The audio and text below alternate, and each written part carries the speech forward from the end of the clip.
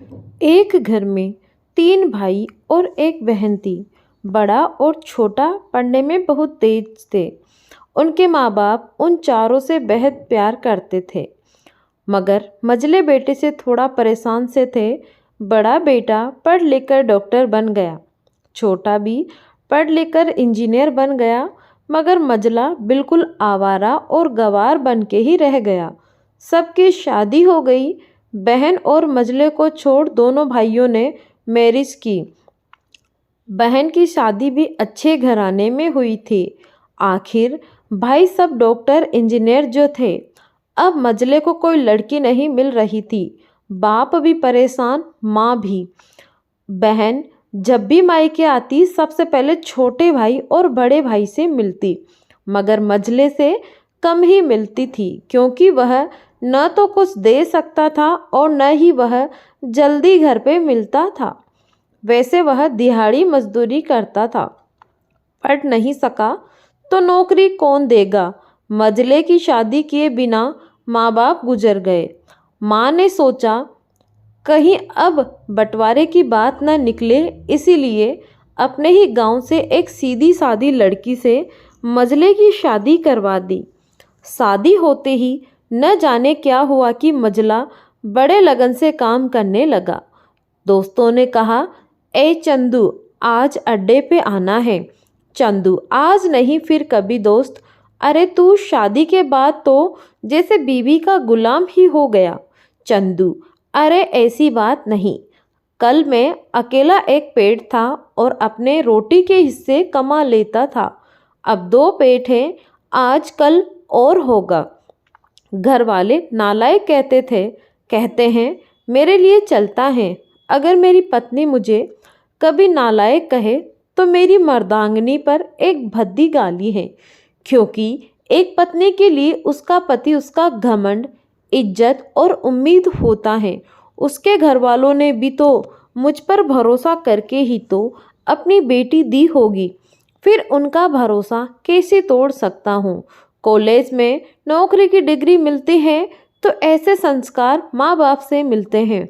इधर घर पे बड़ा और छोटा भाई और उनकी पत्नियां मिलकर आपस में फैसला करते हैं कि जायदाद का बंटवारा हो जाए, क्योंकि हम तीनों लाखों कमाते हैं, मगर मझला ना के बराबर कमाता है। ऐसा नहीं होगा। माँ के लाख मना करने पर भी बंटवारा की तारीख तय होती है। बहन भी आ जाती है, मगर चंदू है कि काम पे निकलने के बाहर चला जाता है। उसके दोनों भाई उसको पकड़कर भीतर लाकर बोलते हैं कि आज तो रुक जा, बंटवारा ही कर लेते हैं।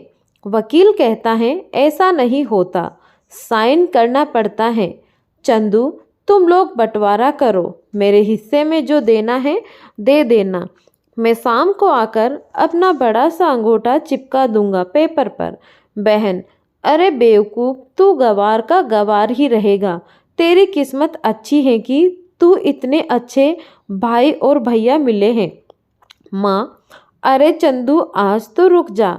बंटवारे में कुल 10 बीघा ज़मीन में दोनों भाई 5-5 रख लेते हैं और चंदू को पुश्तैनी घर छोड़ देते हैं। तभी चंदू जोर से चिल्लाता है, अरे फिर हमारी छुटकी का हिस्सा कौन सा है। दोनों भाई हंसकर बोलते हैं, अरे मूर्ख, बंटवारा भाइयों में होता है और बहनों के हिस्से में सिर्फ उसका मायका ही है। चंदू, ओह, शायद पढ़ा लिखा न होना भी मूर्खता ही है। ठीक है, आप दोनों ऐसा करो, मेरे हिस्से की वसीयत मेरी बहन छुटकी के नाम कर दो। दोनों भाई चकित होकर बोलते हैं, और तू? चंदू माँ की ओर देख के मुस्कुरा के बोलता है, मेरे हिस्से में माँ है ना। फिर अपनी बीवी की ओर देखकर बोलता है मुस्कुरा के, क्यों चंदूनी जी, क्या मैंने गलत कहा।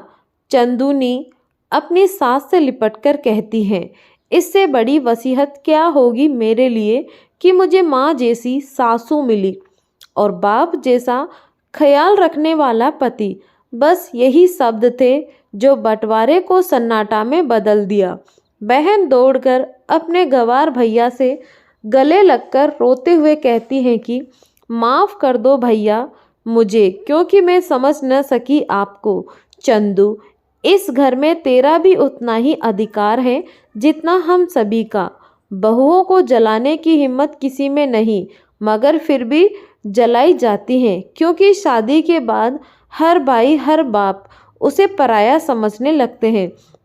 मगर मेरे लिए तुम सब बहुत अजीज हो, चाहे पास रहो या दूर।